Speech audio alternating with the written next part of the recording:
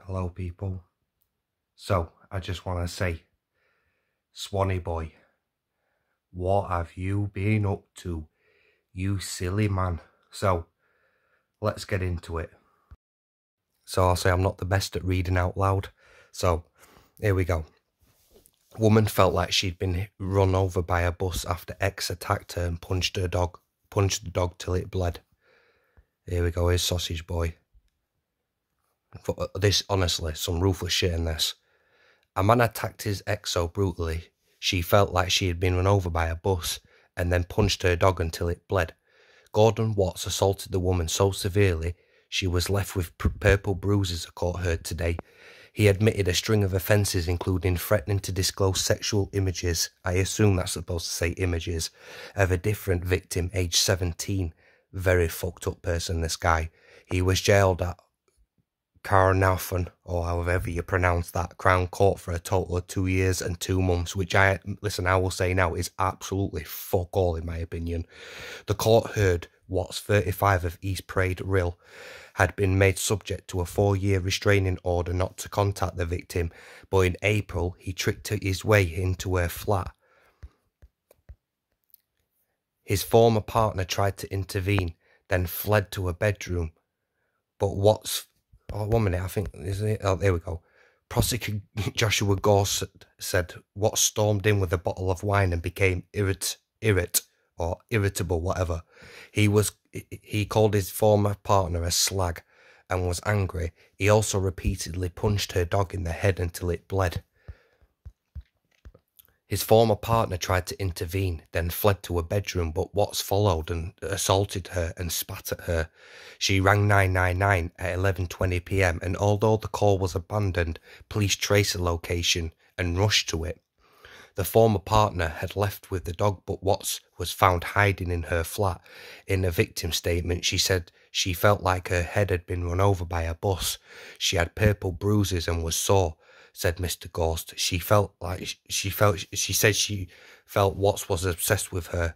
She said, I honestly feel if he is released, he will kill me. I just want to feel safe in my own home, but she is terrified of the defendant. She said, you never get a nice Gordon. Things are always negative with him. This makes me feel down. I want to move on with my life. She added that she is afraid to leave her house, as even while shopping for food, people approach me because he's on remand in prison, and I called the police, but I was subject to violence. I did the right thing and called the police, she wrote in a statement. Today the court heard about further offending by Watts on a 17-year-old girl.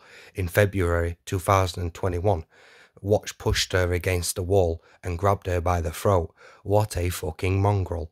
He also threatened to post a photo of her in her underwear online. When police were called, they found he had cannabis. Man, this guy is a very fucking sneaky, fucked up individual. In her statement, the young woman, now aged 20, who cannot be named to protect her anonymity, said she felt like a prisoner when she was the victim. Richard Edwards, defending, said his client apologises for his overall behaviour.